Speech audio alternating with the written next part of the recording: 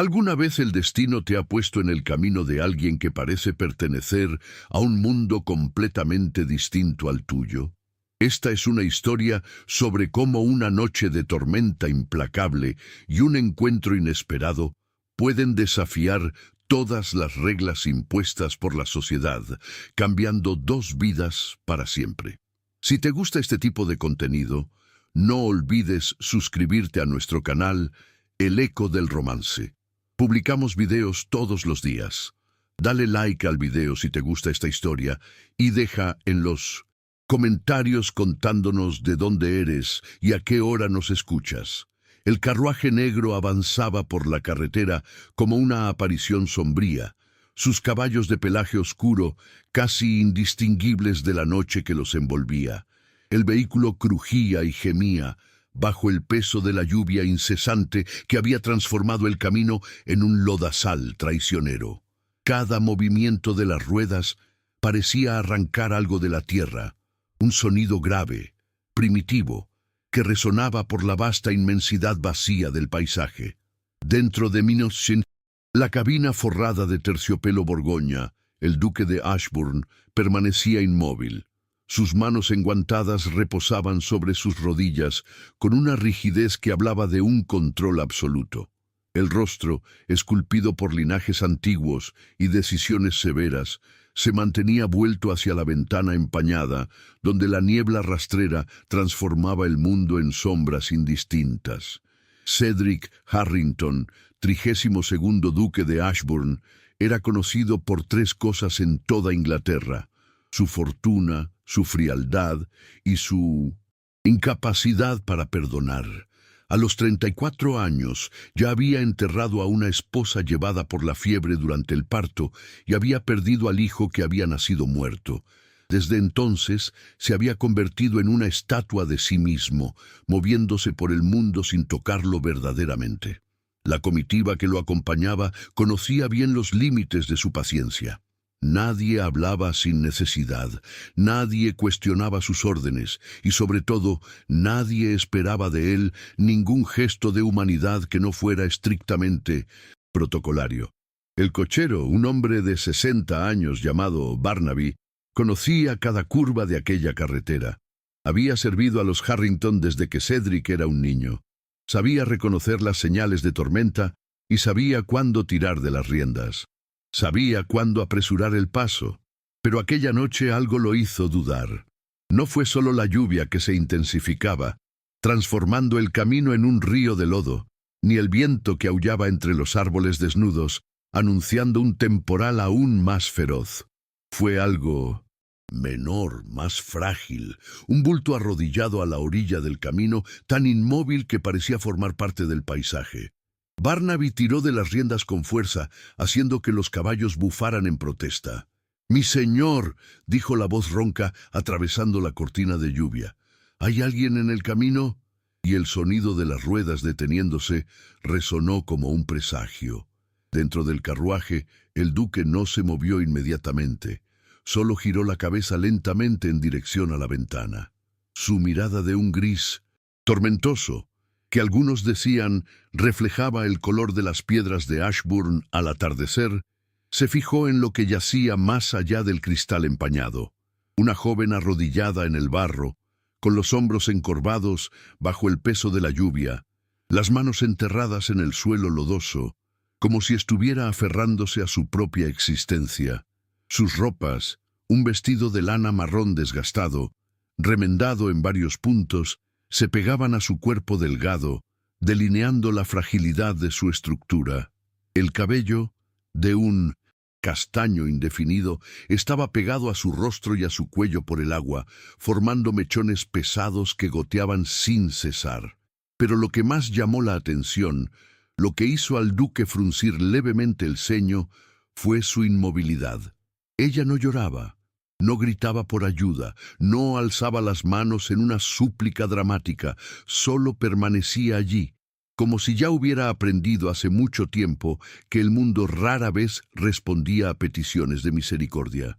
Detrás del carruaje principal, otros 3 vehículos se detuvieron, y los criados y acompañantes bajaron, protegiéndose como podían de la lluvia torrencial.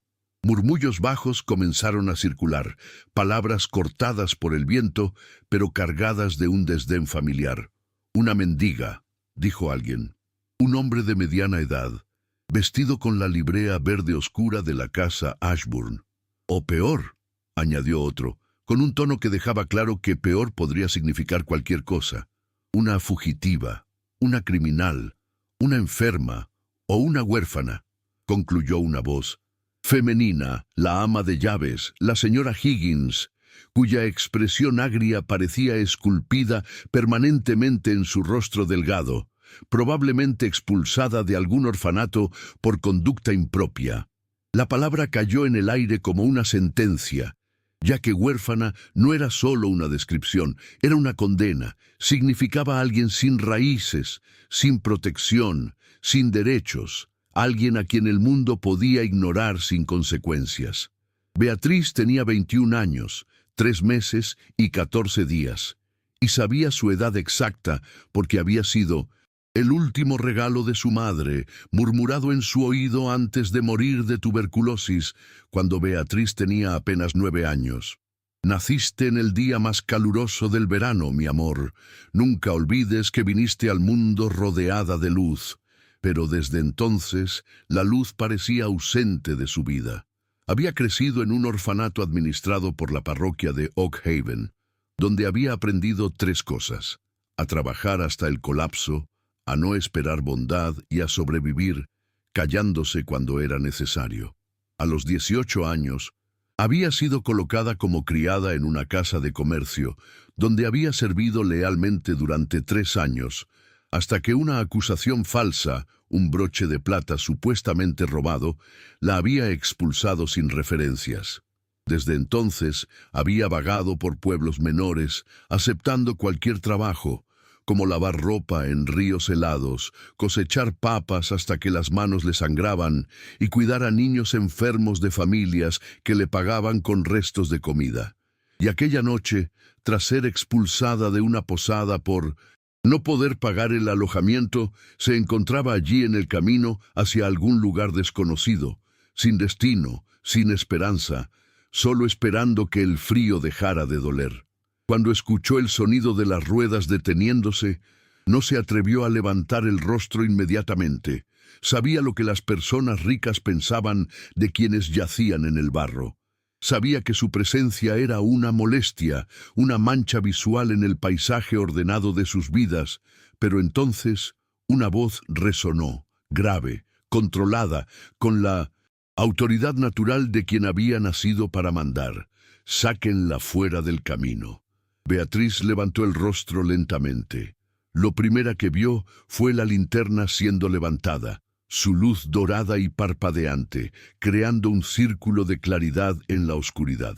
Y dentro de ese círculo, bajando del carruaje con movimientos medidos y deliberados, estaba un hombre que parecía hecho de sombras y mármol, alto, fácilmente por encima de los 6 pies, con hombros anchos bajo un abrigo de viaje negro de corte impecable. El cabello, también negro, estaba ligeramente mojado por la lluvia, pegado a la frente y a las sienes. El rostro era de una belleza severa, con pómulos pronunciados, mandíbula cuadrada, labios firmes que parecían rara vez sonreír, pero eran los ojos los que atrapaban la atención, grises como una tormenta distante, fijos en ella con una intensidad que hacía el aire enrarecerse. Cedric Harrington no miraba a Beatriz con pena, ni con desprecio. Miraba como quien evalúa, un general, evaluando un campo de batalla, un comerciante evaluando una mercancía, un erudito evaluando un texto antiguo. 2 criados se acercaron vacilantes, ya que nadie quería tocar a la mujer cubierta de barro, pero la orden había sido clara, y con movimientos bruscos e impersonales la levantaron por los brazos. Beatriz tambaleó sobre sus piernas entumecidas por el frío, pero se obligó a mantenerse erguida. No caería, no lloraría, no les daría el espectáculo de la completa humillación. Cuando se puso de pie, Vio a la comitiva alrededor, rostros iluminados por las linternas, todos observándola con expresiones que variaban entre la curiosidad mórbida y la aversión franca. Estaba expuesta, una exhibición involuntaria de todo lo que había salido mal en su vida, mientras el duque daba 2 pasos en su dirección. La proximidad fue como un choque. Él no la tocó, pero la distancia se acortó lo suficiente para que Beatriz sintiera el calor residual de su cuerpo, el olor a humo de leña y cuero, y algo más, algo indefinible, como cedro viejo y lluvia. ¿Cuál es su nombre? La pregunta fue hecha sin gentileza, pero también sin crueldad. Era directa, exigiendo respuesta. Beatriz demoró un segundo, no por desafío, sino por asombro, ya que nadie le preguntaba su nombre. La llamaban niña, tú ahí o la huérfana. El simple acto de ser vista como alguien que poseía identidad propia la desorientó momentáneamente. Beatriz, respondió por fin, con la voz más firme de lo que había esperado, y el duque asintió levemente. Su mirada no vaciló, no descendió en una evaluación lasciva, no se desvió por incomodidad, solo observó. ¿De dónde viene? De ninguna parte, mi señor, dijo ella, bajando brevemente los ojos antes de obligarse a mirarlo nuevamente. No mentiría, no inventaría una historia trágica para conmoverlo. Nací en Oak Haven. Crecí en el orfanato parroquial desde entonces. Vengo de donde me permiten quedarme hasta que me mandan lejos.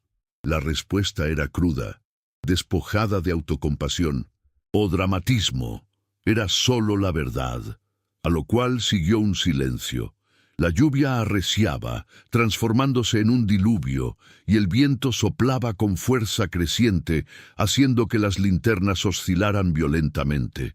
Barnaby, el cochero, se acercó al duque con urgencia contenida. «Milord, el camino se está volviendo un lodazal. Si seguimos, corremos el riesgo de atascarnos. Necesitamos refugio hasta que la tormenta amaine». Cedric miró a su alrededor. Estaban a medio camino entre 2 propiedades, demasiado lejos de ambas para llegar antes de que la carretera se volviera completamente intransitable. Conocía esa ruta. Había una antigua posada abandonada a menos de media milla, pero el camino hasta allí ya debería estar sumergido. «Monten el toldo de viaje», ordenó. «Protejan a los caballos. Nos quedamos aquí hasta que sea posible seguir». La comitiva se movió rápidamente, habituada a obedecer, y en poco tiempo se montó un refugio improvisado al lado de la carretera, con lonas gruesas, estiradas entre estacas, creando un espacio precario pero funcional. Se encendieron fogatas con dificultad, las llamas luchando contra la humedad, mientras Beatriz fue olvidada en el proceso. Se quedó al margen, observando la eficiencia militar con la que aquellas personas organizaban la comodidad incluso en circunstancias adversas. Nadie le dijo dónde quedarse. Nadie le ofreció un lugar cerca del fuego, hasta que una voz cortó el caos organizado. «Pónganla bajo el toldo, al menos que no muera». «Le frío bajo mi responsabilidad». Era el duque. No miraba en su dirección al dar la orden, pero el tono no admitía cuestionamientos, y un espacio se abrió a regañadientes. Beatriz se acercó despacio, consciente de que cada paso era observado y juzgado. Se sentó en un banco improvisado de troncos, lo suficientemente lejos del fuego para no incomodar, pero lo suficientemente cerca para sentir un hilo tenue de calor. Fue entonces cuando algo extraordinario ocurrió. El duque se acercó, no con la prisa de quien cumple un protocolo, sino con deliberación. Se detuvo frente a ella y lentamente se quitó sus propios guantes. Eran guantes de cuero suave, negro, aún calentados por el calor de sus manos. Él se los extendió en dirección a ella.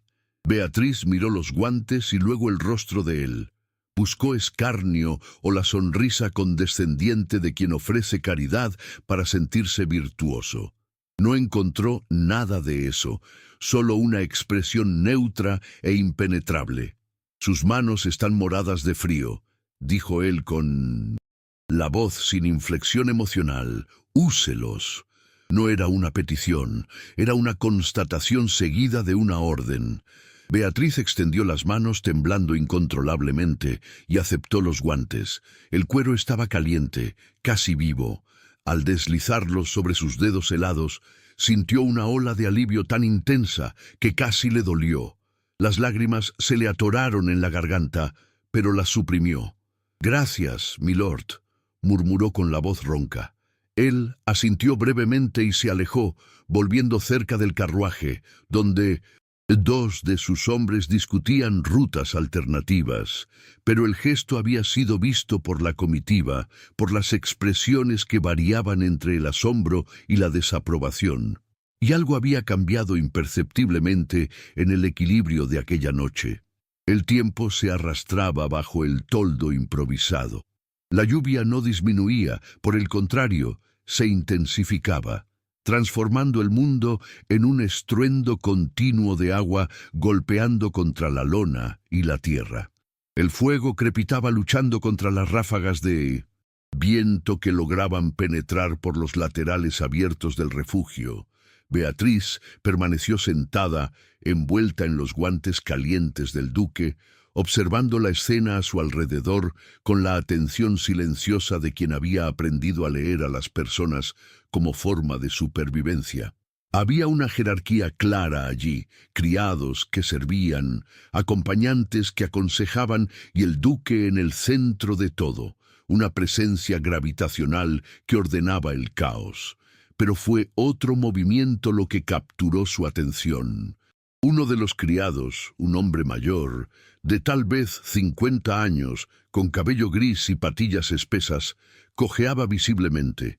Cada paso iba seguido de una contracción facial que él intentaba disimular. La pierna derecha estaba rígida, los movimientos demasiado cuidadosos, y nadie parecía notarlo. Beatriz conocía ese tipo de dolor, conocía la terquedad de los hombres que preferían sufrir en silencio antes que admitir debilidad. El criado, cuyo nombre descubriría después que era Arthur Cobb, cargaba leña para alimentar el fuego, y en su tercer trayecto tropezó. No se cayó, pero dejó escapar un gemido ahogado. Beatriz se levantó y nadie prestó atención inicial a su movimiento. Ella se acercó despacio, cautelosa, como quien se acerca a un animal herido. «Señor», dijo en voz baja deteniéndose a una distancia respetuosa, «su pierna». Cobb la miró con sorpresa, luego con desconfianza, y sus ojos castaños y cansados se entrecerraron. «No es asunto suyo», respondió secamente, pero sin verdadera hostilidad. «No lo es», acordó Beatriz, «pero se está hinchando. Vi la forma en que pisa. Si no se cuida no podrá caminar mañana». El hombre dudó, miró a su alrededor, verificando si alguien observaba.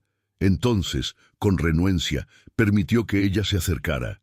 Beatriz se arrodilló, sus manos, aún protegidas por los guantes, moviéndose con seguridad y con su permiso silencioso, apartó cuidadosamente el borde del pantalón, revelando un tobillo grotescamente hinchado, la piel enrojecida y tensa. «Un esguince», dijo ella reconociendo los signos. «Es reciente, ocurrió cuando bajó del carruaje». Cobb refunfuñó una confirmación. Beatriz miró a su alrededor, evaluando los recursos disponibles. Había agua hirviendo para té y había tiras de lino usadas para amarrar las lonas. Había incluso algunas hierbas aromáticas, lavanda seca que alguien había traído para perfumar las ropas guardadas en las maletas. «Puedo ayudar», dijo ella, «si me lo permite». El hombre la observó por un largo momento, y luego asintió. Beatriz trabajó con una eficiencia nacida de la necesidad. Rasgó tiras limpias de un paño que pidió prestado, las empapó en agua tibia y creó una compresa improvisada. Sus manos, a pesar del frío anterior, se movían con firmeza, envolviendo el tobillo en un vendaje de soporte, que no estaba ni muy apretado ni demasiado suelto. «Gracias por escuchar hasta aquí. ¿Qué crees que pasará ahora entre el duque y la joven en medio de esta tormenta implacable? Deja tu opinión en los comentarios. Y no lo olvides, Suscríbete a El Eco del Romance para no perderte la continuación de este encuentro. ¿Dónde aprendió eso? La voz que hizo la pregunta no era la de Cobb, era la del duque. Beatriz se sobresaltó levemente, pero no interrumpió su trabajo. Sabía por instinto que demostrar competencia era más valioso que demostrar sumisión. «En el orfanato, milord», respondió sin mirar hacia arriba, concentrada en finalizar el vendaje. Éramos muchos niños en poco espacio, y las heridas eran comunes. La enfermera nos enseñó lo básico, después la vida enseñó el resto. Cedric observaba con atención. No la interrumpió, no la cuestionó, solo observó la forma en que ella trabajaba, sin dudar, sin arrogancia, solo conocimiento práctico aplicado. Cuando terminó, Cobb probó el tobillo cuidadosamente y la expresión de alivio fue inmediata. «¿Mejoró?», admitió sorprendido. «Mucho mejor». Beatriz se levantó, limpiándose las manos enguantadas lo mejor que podía. «Evite presionarlo por algunos días», aconsejó, «y si tiene hielo disponible cuando lleguemos a algún lugar, aplíquelo. Eso reduce la hinchazón». El duque dio un paso hacia Cobb. «Descanse», ordenó. «Otro asumirá sus funciones hasta que estemos en casa». Cobb comenzó a protestar, pero una sola mirada del duque lo silenció. Cedric entonces se volvió hacia Beatriz. El fuego proyectaba sombras en sus rostros, creando contrastes dramáticos. La lluvia tamborileaba sobre ellos, un ritmo incesante que parecía aislar aquel espacio del resto del mundo. «Usted no respondió completamente mi pregunta», dijo él. «Dijo que aprendió lo básico, pero eso», señaló hacia el vendaje perfectamente aplicado. «No es básico, es práctica». «¿Dónde practicó?» Beatriz encontró sus ojos. Había algo perturbador en su atención. No era cruel, pero era implacable, como si él supiera que las mentiras serían inútiles. «En la necesidad, milord», repitió la frase que había dicho antes. Pero esta vez añadió, «cuando no se tiene dinero para médicos, uno aprende a ser el propio y el de las personas alrededor, si quieren que uno las ayude». «¿Usted trabajaba como curandera?» «No oficialmente. Nunca cobraría por eso. Pero sí, ayudaba a quien lo necesitaba. Parteras que necesitaban manos extras, familias con niños enfermos que no podían pagar consultas. No tenía un don, apenas». Dudó, buscando las palabras exactas. Solo prestaba atención y lo intentaba. Cedric consideró esto. Había algo en su franqueza que desarmaba. Ya que ella no se jactaba, no minimizaba, solo declaraba los hechos. «Siéntese», dijo él, indicando un lugar más cercano al fuego, no al lado de los otros, pero tampoco en los márgenes del refugio. Era un cambio sutil, pero significativo, una reconfiguración del espacio social. Beatriz obedeció, consciente de las miradas que la seguían. La señora Higgins, el ama de llaves, la observaba con los labios apretados en una línea fina de desaprobación. Dos jóvenes criados susurraban entre sí, probablemente especulando sobre qué había hecho ella para merecer la atención del patrón.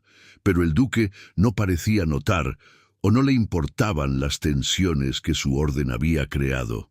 Él permaneció de pie, lo suficientemente cerca para que Beatriz sintiera su presencia como una presión en el aire.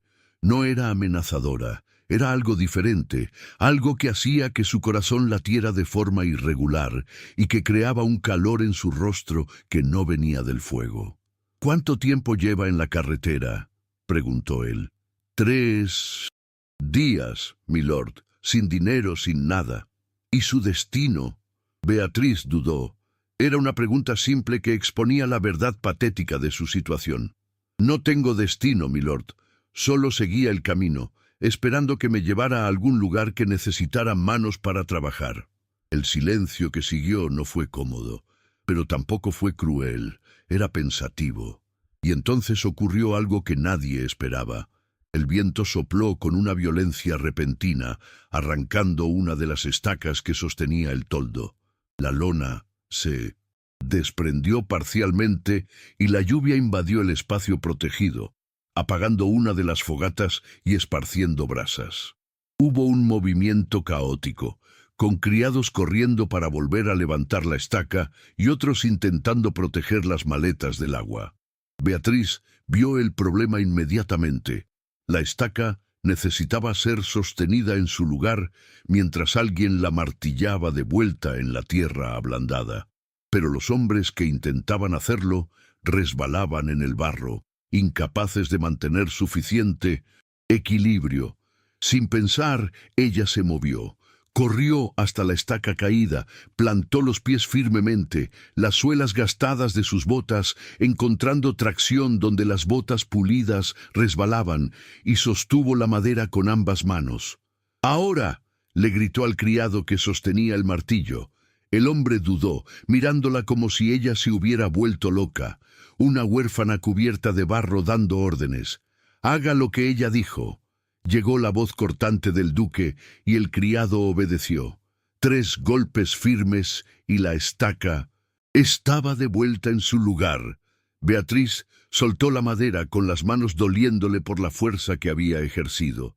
Cuando se giró, vio al duque a pocos pasos de distancia. Él se había movido durante el caos y estaba demasiado cerca. La distancia entre ellos no llegaba a 1 metro. Y la lluvia caía sobre ambos ahora, pues estaban más allá de la protección del toldo. Gotas gruesas escurrían por el rostro de Beatriz, mojando el cabello que apenas empezaba a secarse, pero ella no se apartó, y él tampoco. Por un instante, un momento suspendido e imposible, se miraron directamente. La lluvia formaba un velo translúcido entre ellos y el sonido del mundo se desvanecía. Cedric vio algo en ella que lo perturbó. Determinación sin arrogancia, fuerza sin violencia, dignidad a pesar de la mancha. Beatriz vio algo en él que la asustó. ¿Interés? No lascivia, no condescendencia, sino interés genuino. El tipo de interés que hacía preguntas silenciosas que ella no sabía cómo responder. «Usted no dudó», dijo él por fin, con la voz baja casi perdida en el ruido de la tormenta. «La estaca necesitaba ser sostenida», respondió ella igualmente bajo. «Otros habrían esperado a que alguien lo resolviera. Yo no soy otros». La respuesta salió antes de que ella pudiera filtrarla. Era atrevida, posiblemente insultante, pero el duque no se ofendió. Por el contrario, algo pasó por sus ojos, tan rápido que podría haber sido imaginado, que se asemejaba a la aprobación. «No», dijo él lentamente, «usted no lo es». Entonces, hizo algo que sorprendió a todos los que observaban. Extendió la mano, no para saludarla, sino para ayudarla a volver al refugio, como haría con una dama de su propia clase. Beatriz miró la mano extendida, grande, fuerte, sin guante ahora, pues se los había prestado a ella. Debería rechazarlo, era impropio. Cruzaría líneas invisibles pero férreas que dividían su mundo, pero había algo en aquel gesto, una sinceridad cruda, una elección deliberada que la hizo aceptar. Su mano, enguantada, tocó la de él. El contacto duró 3 segundos, tal vez 4, pero fue suficiente para que ambos sintieran la corriente eléctrica, inexplicable e imposible, que recorrió aquel toque. Cuando él la soltó y ambos volvieron al refugio, ninguno de los dos se atrevió a mirar nuevamente al otro. Pero algo había cambiado. Una grieta se había abierto en la armadura del duque y una esperanza imposible se había encendido en el corazón de Beatriz. La noche se prolongó como una eternidad comprimida. La tormenta, lejos de amainar, se transformó en un huracán de agua y viento que hacía suicida cualquier intento de movimiento. El camino había desaparecido bajo un río de barro. Los árboles gemían bajo la fuerza de los vientos y el toldo, incluso reforzado, amenazaba con ceder a cada ráfaga más fuerte. La comitiva se acomodó como pudo. Algunos durmieron sentados, recostados contra maletas, mientras otros permanecieron despiertos, alimentando las fogatas y verificando los caballos que habían sido resguardados en una zona lateral cubierta. Beatriz no durmió, no por incomodidad física, aunque el banco duro y la humedad penetrante hacían difícil el descanso, sino porque sentía las miradas constantes y calculadoras. La señora Higgins la observaba con la sospecha de una guardiana que había detectado una amenaza en su rebaño, mientras los criados más jóvenes susurraban, lanzando miradas furtivas. Y el propio duque, él había permanecido despierto también, sentado no muy lejos de ella en una silla plegable de campaña, aparentemente inmerso en unos documentos que había sacado de un maletín de cuero. Pero Beatriz notó, con una sensibilidad agudizada por la hipervigilancia de quien siempre había sido observada como intrusa, que él levantaba los ojos frecuentemente, no directamente hacia ella, sino en dirección a ella, y siempre que sus miradas se encontraban por accidente, ambos desviaban la vista rápidamente, como si hubieran tocado algo muy caliente. Fue alrededor de la 3:00 hora de la madrugada cuando ocurrió el incidente. Un grito ahogado rasgó el silencio tenso. Uno de los criados, un joven de no más de 16 años llamado Henry, despertó súbitamente, con el cuerpo tenso y los ojos muy abiertos, pero sin enfoque. «No, no puede. Ella está...» Las palabras salían atropelladas, sin sentido. Fiebre. Beatriz reconoció los signos inmediatamente. La piel pálida pero húmeda, el temblor incontrolable, la respiración rápida y superficial. Se movió por instinto. Estaba al lado del joven antes de que cualquier otro reaccionara, su mano tocando la frente de él, caliente, peligrosamente caliente. «Él está febril», dijo lo suficientemente alto para ser escuchada sobre el ruido de la tormenta. «Muy febril». El duque se levantó de inmediato, cruzando la distancia con zancadas largas. «¿Hace cuánto tiempo?» «No lo sé, milord, pero la fiebre es alta. Si no baja...» Dejó la frase inacabada. Todos allí conocían los riesgos. La señora Higgins se acercó, su expresión transformándose de desaprobación a preocupación profesional. El muchacho estaba bien más temprano. Fue la lluvia, se mojó al cuidar de los caballos. «No importa la causa ahora», dijo Beatriz, su voz adquiriendo una firmeza sorprendente. «Necesitamos bajar la fiebre, agua fría, paños...» Y miró a su alrededor, evaluando si hay sauce o cualquier hierba amarga, puedo hacer un té. «No tenemos nada de eso», respondió la señora Higgins secamente. Beatriz se mordió el labio, pensando rápidamente, y luego recordó. «La lavanda», dijo. «Vi lavanda antes, no es ideal, pero sirve». «¿Y menta? ¿Alguien tiene menta?» Uno de los criados mayores asintió vacilante. «Mi esposa puso una bolsita en mi maleta para el mareo del viaje». «Tráigala», ordenó el duque. Luego se giró hacia Beatriz. «¿Qué necesita?» La pregunta era simple, pero el contexto era monumental. Él estaba efectivamente poniéndola al mando, confiando en su juicio por encima del protocolo y la jerarquía. Beatriz no perdió tiempo cuestionando. «Agua hervida, paños limpios, si es posible de lino, alguien que me ayude a mantenerlo quieto si delira más». Y dudó. «Privacidad para cambiarle la ropa, está empapado, empeora todo». Hubo un murmullo colectivo de escándalo. Una huérfana a solas con un criado desvistiéndolo. Era impensable. «La señora Higgins la ayudará», dijo el duque, cortando cualquier discusión. El ama de llaves abrió la boca, probablemente para protestar, pero la mirada del duque la silenció. Las siguientes 2 horas fueron una batalla silenciosa contra la fiebre. Beatriz trabajó con la precisión de una cirujana. Aplicó compresas frías en la frente, el cuello y las muñecas del joven y preparó un té amargo con la mezcla improvisada de lavanda y menta, obligándolo a beber de a poco cuando recobraba la conciencia parcialmente. Monitoreó su respiración, su pulso, y le habló.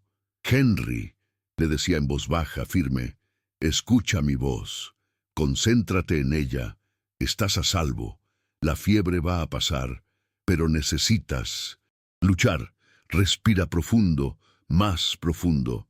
Eso, Excelente. El duque observaba todo. No interfirió, no ofreció consejos innecesarios, solo permaneció cerca, una presencia silenciosa, más sólida, como una pared que protege contra el viento. Y algo en aquella vigilia compartida, en aquel espacio estrecho entre la muerte, entre el caos de la tormenta y la fragilidad humana, creó una conexión que trascendía las palabras. Alrededor de las 5 de la mañana, la fiebre cedió. Henry se durmió, esta vez en un sueño genuino, con su respiración regularizándose y el rostro relajado. Beatriz se reclinó exhausta. Sus manos temblaban, no de frío, sino por la liberación de adrenalina. Había usado toda su energía, todo su conocimiento y toda su voluntad para mantener a aquel joven vivo. Sintió una presencia a su lado.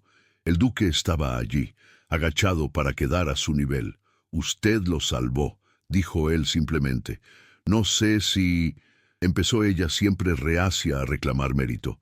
«Usted lo salvó», repitió, cada palabra cargada de certeza.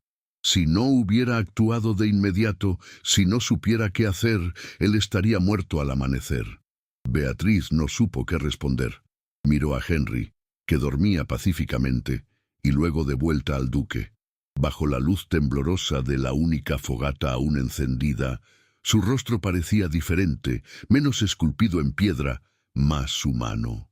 Las líneas alrededor de los ojos hablaban de cansancio, y la tensión en la mandíbula revelaba una preocupación que rara vez permitía que se manifestara. «Fue solo lo que se tenía que hacer», dijo ella por fin. «Para usted, tal vez. Otros se habrían congelado, habrían fingido no ver, o se habrían negado por impropiedad».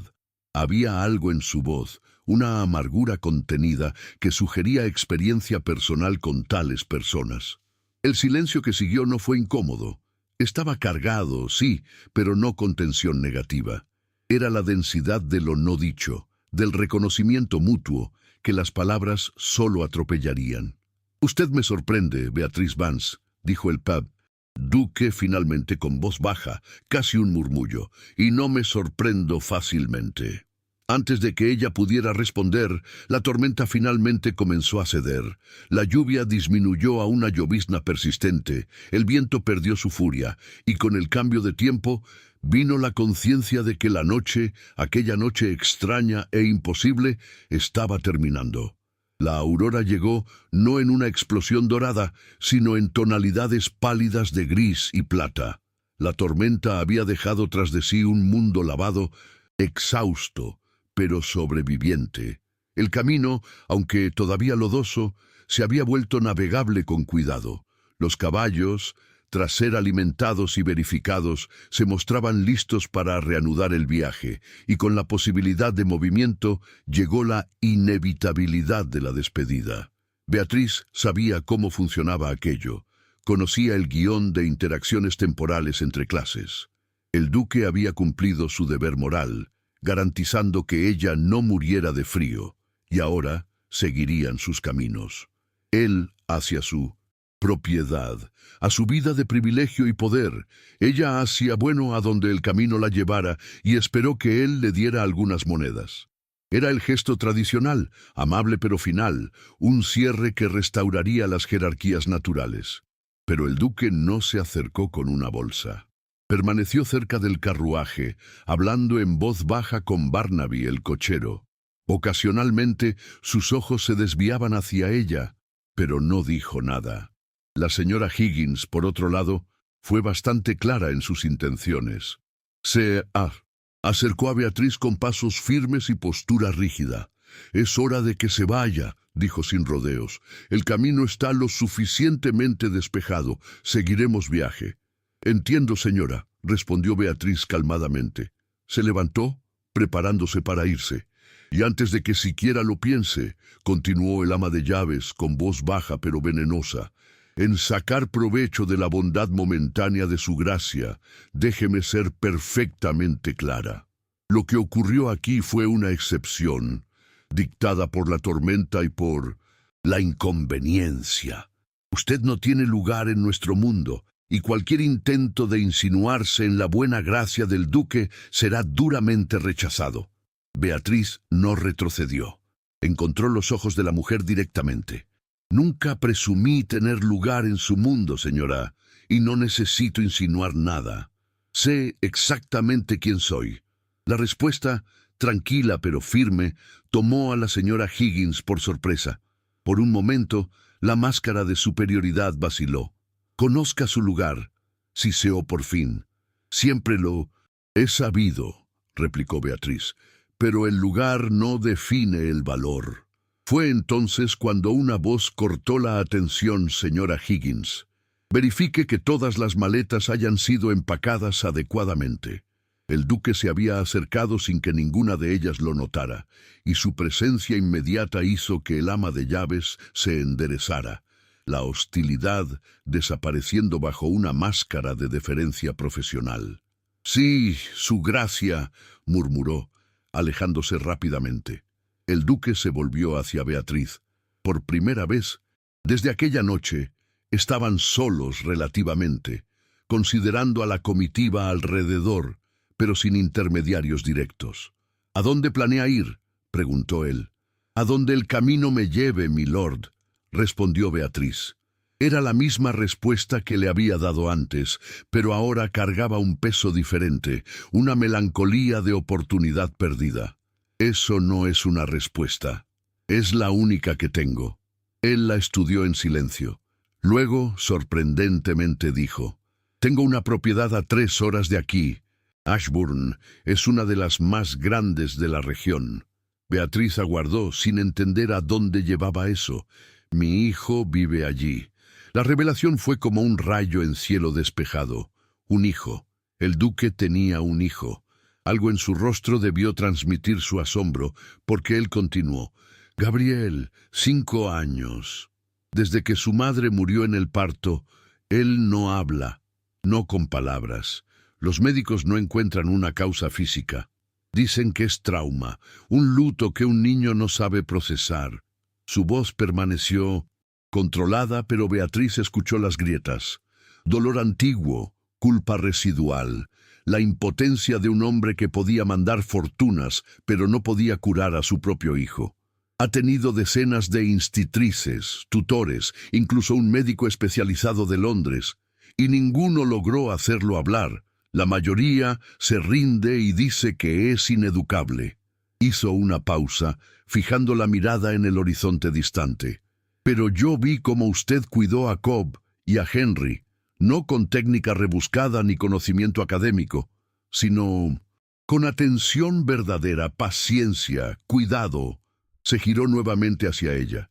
«Necesito a alguien para cuidar de Gabriel, alguien que no lo vea como una tarea, una carga o un problema a resolver». El corazón de Beatriz se aceleró. «Milord, yo no soy institutriz, no tengo credenciales ni referencias. No me importan los papeles», la cortó él. «Me importan los resultados y el carácter, y usted ha demostrado ambos».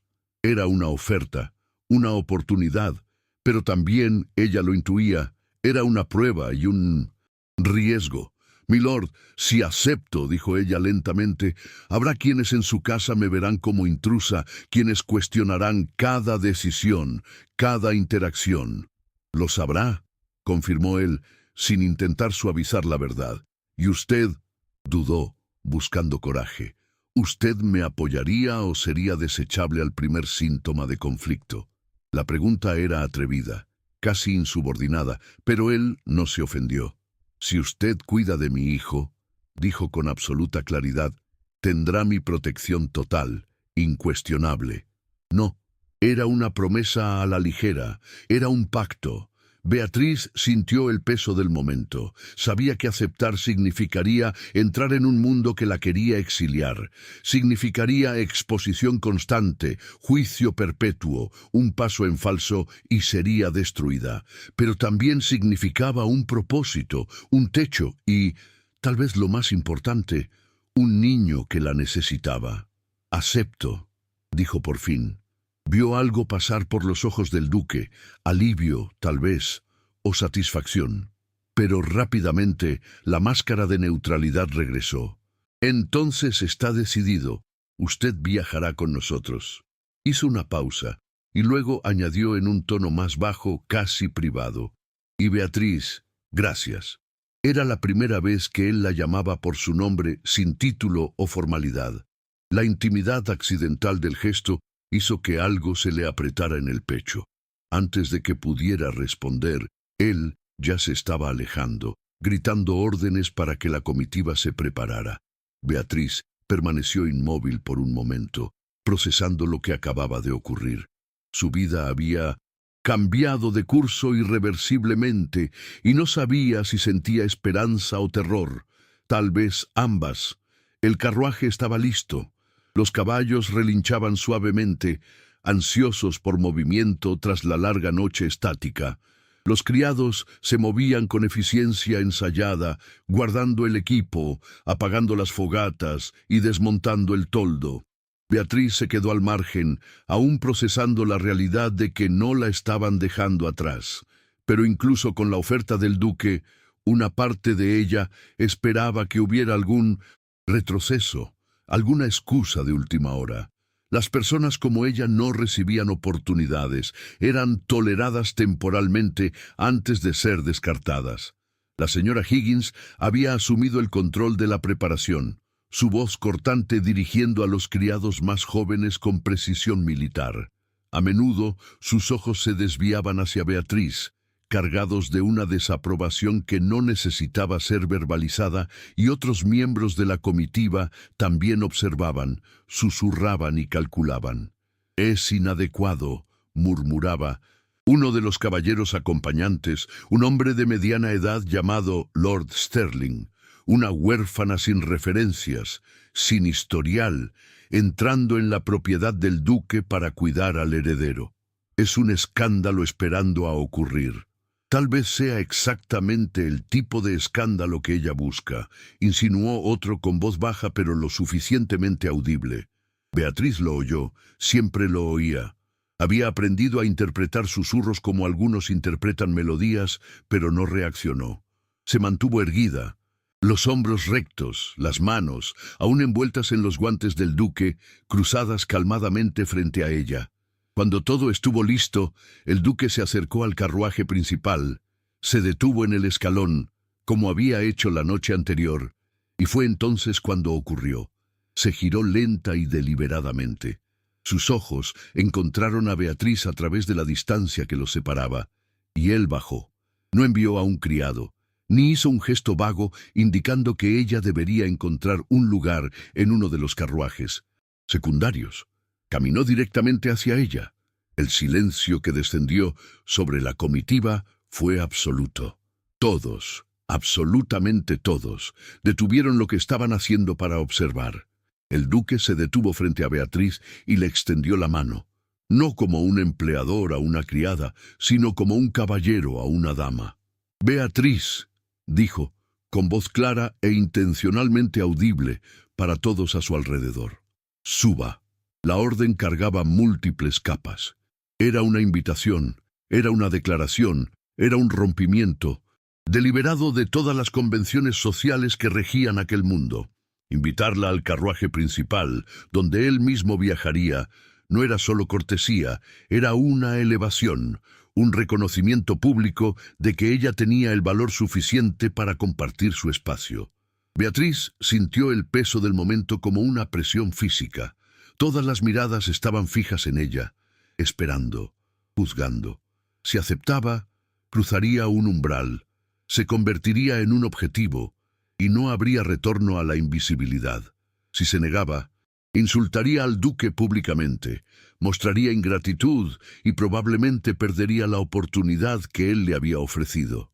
Su corazón latía tan fuerte que sentía el pulso en el cuello, pero entonces levantó los ojos, encontró los de él y vio algo que la sorprendió: vulnerabilidad.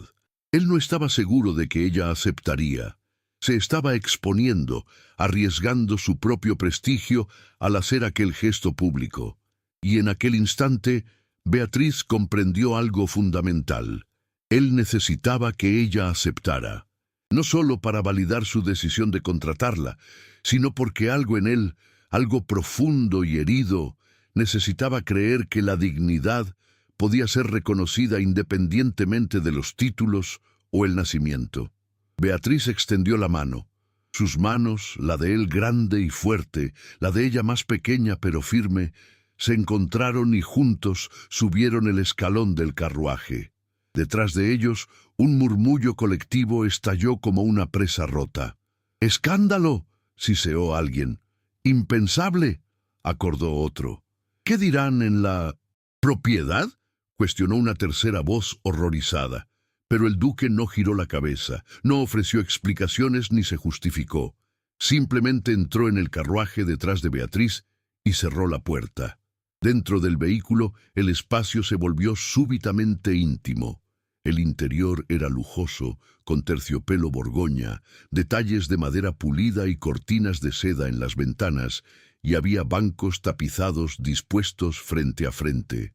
Beatriz se sentó en el que tradicionalmente sería el lugar menos privilegiado, el banco de espaldas al movimiento del carruaje.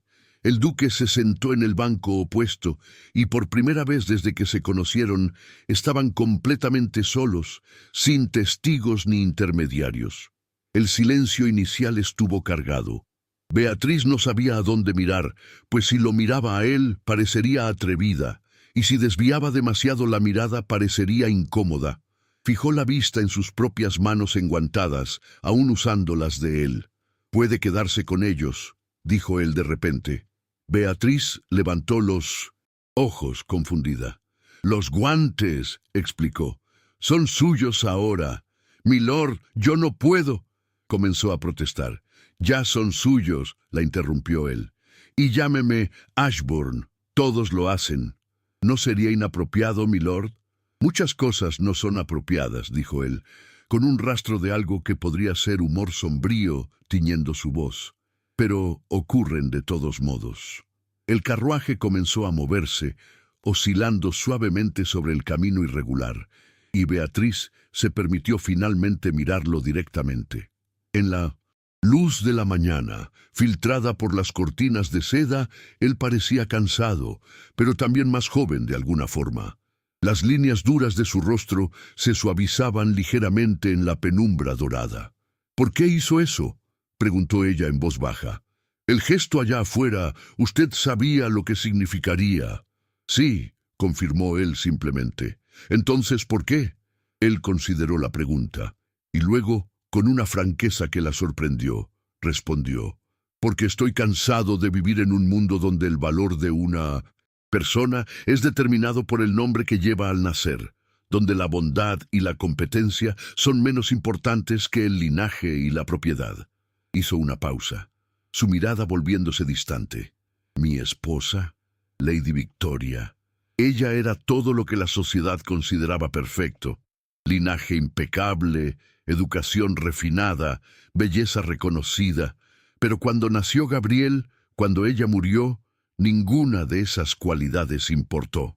Ella se fue, y mi hijo se quedó mudo de dolor. Su voz, normalmente tan controlada, tembló ligeramente. Desde entonces, decenas de personas calificadas pasaron por la propiedad: institutrices con extensas credenciales, tutores recomendados por la realeza, y todos fallaron, no porque les faltara conocimiento, sino porque les faltaba, buscó la palabra, humanidad. Volvió los ojos hacia Beatriz. «En usted vi humanidad, no performativa, no calculada para impresionar, solo genuina». Beatriz sintió las lágrimas atorarse en su garganta, pues nadie le había dicho nunca algo así.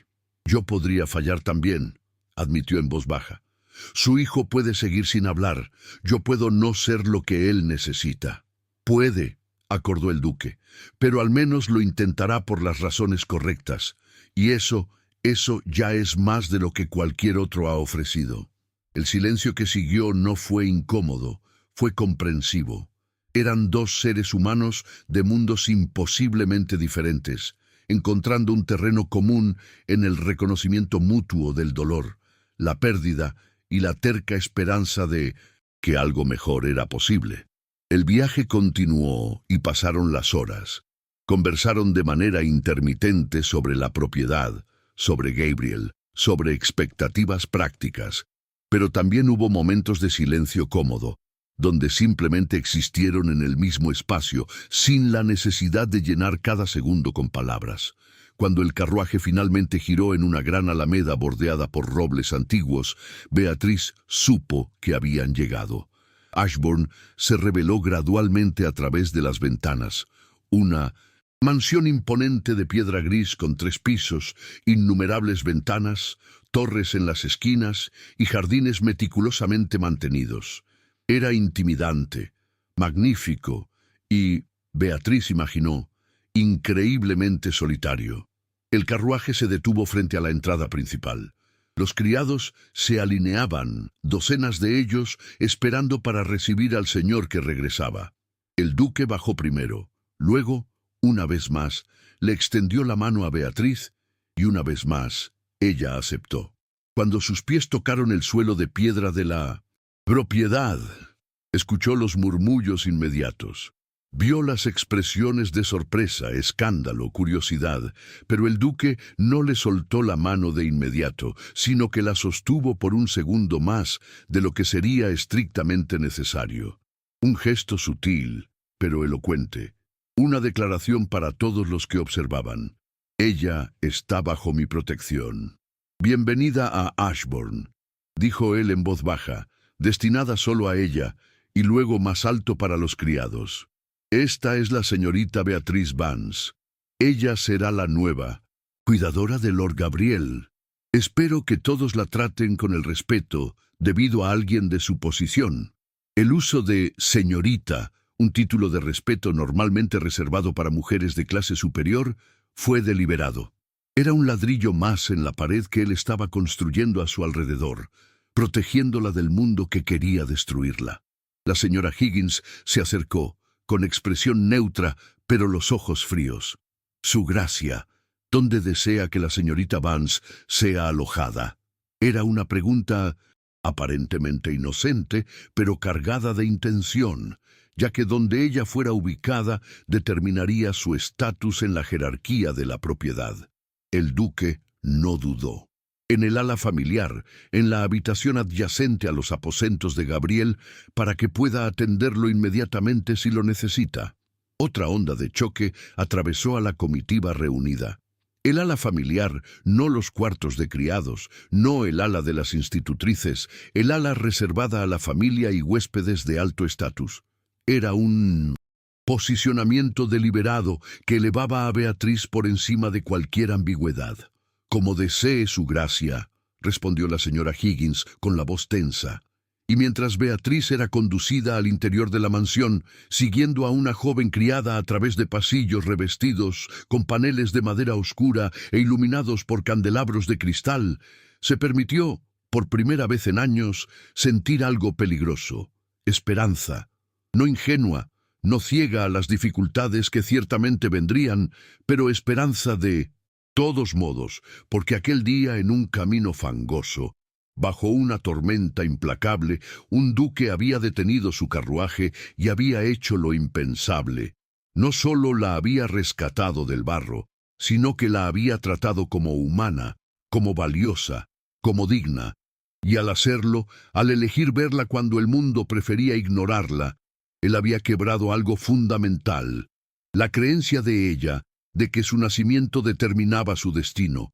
Y tal vez, solo tal vez, al quebrar esa creencia, él había comenzado a quebrar también las cadenas invisibles que lo ataban a un mundo de apariencias vacías. Eran dos náufragos encontrando solidez el uno en el otro. Y eso Beatriz lo comprendió mientras subía la gran escalera rumbo a su nuevo futuro. Era el verdadero milagro, no el rescate físico, sino el reconocimiento, el gesto que decía, tú importas. Y a veces, en un mundo construido para negar la humanidad a los que nacen sin privilegios, ser visto es la forma más profunda de redención. 3 meses después, Gabriel dijo su primera palabra. Fue Beatriz. Y cuando el niño de 5 años, con cabello oscuro como el de su padre y ojos grises, que ya cargaban demasiada tristeza, extendió la pequeña mano hacia la mujer que lo había cuidado con paciencia infinita, algo cambió irrevocablemente en Ashburn. El duque, observando desde la puerta, sintió lágrimas, las primeras en años, arder en sus ojos, y comprendió que salvar a aquella mujer en el camino había sido en realidad el acto de salvarse a sí mismo, a su hijo y a su futuro. Porque a veces lo impensable es exactamente lo que el corazón más necesita. Gracias por escuchar toda la historia. Esta hermosa narrativa nos deja una pequeña reflexión. El verdadero valor de una persona no reside en el título que posee, ni en los lujos que la rodean, sino en su humanidad, en su empatía y en la fuerza que demuestra en los momentos más difíciles. Un simple gesto de bondad tiene el poder de sanar heridas profundas y derribar las barreras que el mundo nos impone. Le invito a suscribirte a nuestro canal, El Eco del Romance, para que disfrutes de muchas más historias como esta que alimentan el alma.